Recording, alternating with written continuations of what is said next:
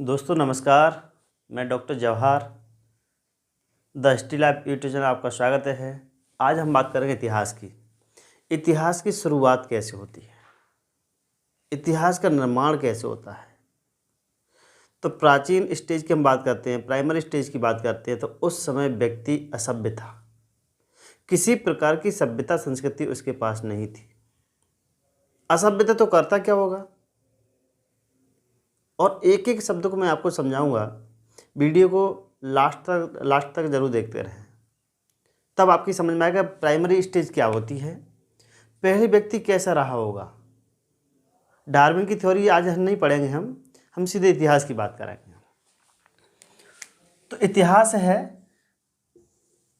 प्राचीन काल में घटित घटनाएं, जैसे सामाजिक, आर्थिक, राजनीतिक, धार्मिक, सांस्कृतिक, शैक्षणिक, उसी को हम इतिहास मानते हैं। ठीक, तो इतिहास को हम 3 भागों में बांटते हैं। पहला है प्राग ऐतिहासिक काल, दूसरा है आद्यऐतिहासिक काल, और तीसरा है ऐतिहासिक काल। यानी प्राग मीन्स प्राचीन, बहुत ही प्राचीन है। तो क्या है, इसमें किसी प्रकार की कोई लिखित साधन हमें नहीं मिले हैं। ये पहली बात स्टार्ट होती है, क्या होती है कि हमें किसी प्रकार कोई साक्ष्य, लिखने के साक्ष्य नहीं मिले हैं। और मानव जीवन कैसा था, मानव जीवन पूरी तरीके से असभ्य था। असभ्य आप जानते ही हैं, किसी प्रकार की कोई सभ्यता नहीं थी, किसी प्रकार का कोई कल्चर नहीं था, किसी प्रकार का कोई संस्कार नहीं थे, किसी प्रकार की कोई मकान दुकान नहीं थे। और मानव सभ्यता को जब बात करते हैं हम 3 भागों में बांटते हैं। तो यहाँ स्पष्ट मैंने लिख दिया है कि भाषा लिपि बिल्कुल नहीं थी, न भाषा थी न ही लिपि थी।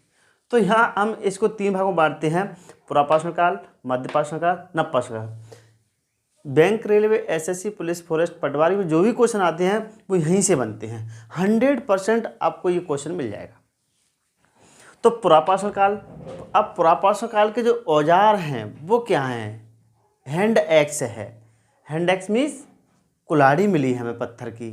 ठीक, अब यहाँ एक बात स्पष्ट हुई, पाषाण लिखा है। पाषाण के 3 काल बनाए हैं, क्या, पुरापाषाण काल, मध्यपाषाण काल, नवपाषाण काल। तो पाषाण के पत्थर का काल था, पत्थर का समय था, पत्थर का टाइम पीरियड था, स्टोन एज जिसको कहते हैं। तो पुराना, बहुत ही पुराना। पुराने में क्या है, हैंड एक्स है, क्लीवर है, स्क्रैपर है।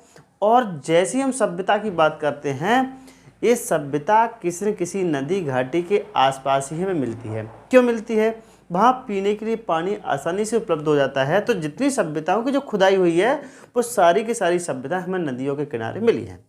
तो पुरापाषाण के लोग कहाँ रहते थे, सोन नदी घाटी में रहते थे, बेलन नदी घाटी में रहते थे, नर्मदा नदी घाटी, और भोपाल में भीमबेटका एक स्थान है, वहाँ से हमें इस प्रकार के शैल चित्र मिले हैं। जैसे मैंने आपको एक वीडियो बनाया था पहाड़गढ़ जिला मुरैना में, तो शैल चित्र यानी शिलामीस पत्थर पर लिखे गए जो चित्र हैं उनको डिफाइन करते, वो चित्र डिफाइन करते। जैसे एक हाथी पे एक व्यक्ति धनुष बाण लेकर के खड़ा है शिकार करने के लिए, हिरणों का झुंड जा रहा है, उसको मारने की कोशिश कर रहा है। इस तरीके से हमें ये सारी चीज़ें वहाँ मिलती हैं।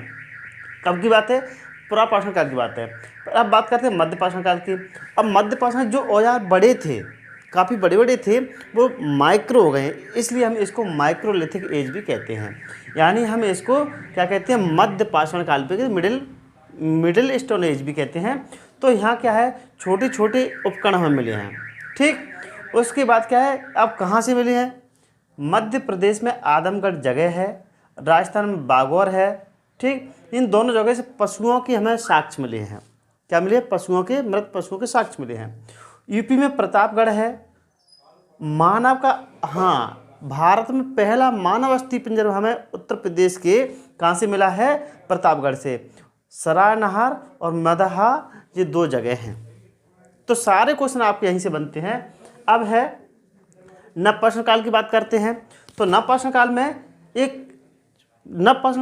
स्थान कहाँ पर है, उत्तर प्रदेश में टॉस जगह है, वहाँ से हम पहली बार ये उपकरण मिले हैं।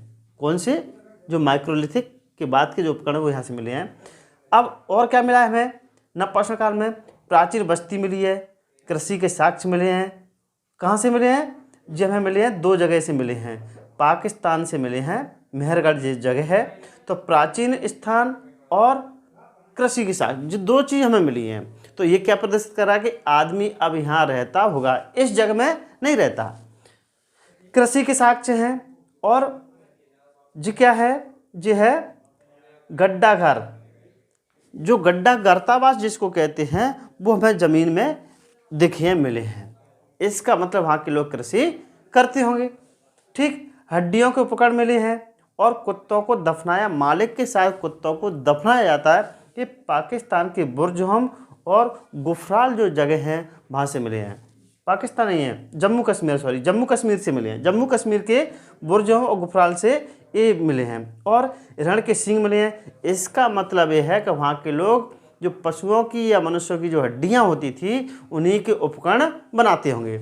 और रण के सींग मिले हैं, चावल के साक्ष्य, मृदुभान, पशुपालन, कृषि और ग्राम जीवन। अब यहाँ स्पष्ट हो जाता है, यहाँ से हमें क्या मिला है, चावल के साक्ष्य, इसका मतलब खेती करते होंगे। और मृदुभान, मिट्टी के बर्तन मिले हैं, इसका मतलब चाक का निर्माण हो गया था। और पशुपालन यानी पशुओं को पालते होंगे। और कृषि, कृषि यहाँ 100% वो कृषि करते होंगे। चावल के साक्ष्य, जौ के साक्ष्य, हमें गेहूं के साक्ष्य भी हमें मिले हैं। और यहाँ से मानव जीवन पूरी तरीके से हमें देखने को मिलता है, वो भी कैसा है, ग्रामीण है। तो इस तरीके से आपके सारे क्वेश्चन यहाँ से आपको मिल जाएंगे। अब बात करते हैं आदि ऐतिहासिक काल की, यानी इसमें क्या है, कला और साहित्य हमें मिलते हैं। लेकिन हड़प्पा और वैदिक जो संस्कृति है वहाँ से हमें लिपि तो मिली है, लेकिन आज तक उस लिपि को पढ़ा नहीं गया है। ये बात हमारे दिमाग में होना चाहिए कि वहाँ से कला तो मिली है, लेकिन वहाँ से हमें साहित्य भी मिला है, ऐसा कहते हैं, लेकिन उसकी लिपि को आज तक पढ़ा नहीं गया है। हालांकि में लिखित में कोई लिटरेचर हमें साहित्य बिल्कुल नहीं मिला है और आज तक उनको पढ़ा नहीं गया है। इसलिए ऐतिहासिक और प्राग ऐतिहासिक काल के बीच का जो समय है उसको हम आदि ऐतिहासिक संस्कृति कहते हैं। और प्राग ऐतिहासिक, आदि ऐतिहासिक दोनों के बीच का जो काल है, यहाँ क्या लिपि तो है, लेकिन हड़प्पा की लिपि को आज तक हम पढ़े नहीं गए हैं। अब बात करते हैं ऐतिहासिक काल। ऐतिहासिक काल तो बिल्कुल स्पष्ट है, इतिहास, जहाँ क्या है, लिखित साधन भी हैं, भाषा भी है, लिपि भी है, और इसको लिखा तो गया है और पढ़ा भी गया है। इसलिए इस समय मानव सभ्यता क्या बन गई, सभ्य बन गई। और हम इधर की बात करते हैं तो मानव सभ्यता असभ्य थी, यानी मानव पूरी तरीके से असभ्य था, जंगलों में रहता, घुमक्कड़ी जीवन जीता था, पशुओं जैसा रहता था। मानव सभ्य क्या बन गया, यहाँ सभ्य बन गया। और साहित्य, विदेशी लिटरेचर हमें देखने को मिलते हैं। अब दो बातें यहाँ निकल के आती हैं। इधर में क्या है, इधर में तो लिपि बिल्कुल नहीं है, इधर में लिपि तो है लेकिन उसको पढ़ा नहीं गया है। और इधर में क्या है, लिपि भी है और भाषा भी है। इसलिए आज हमने प्राइमरी इतिहास को, प्रथम इतिहास को पढ़ा है और इसमें से आपको सारे क्वेश्चन मिल जाएंगे। धन्यवाद।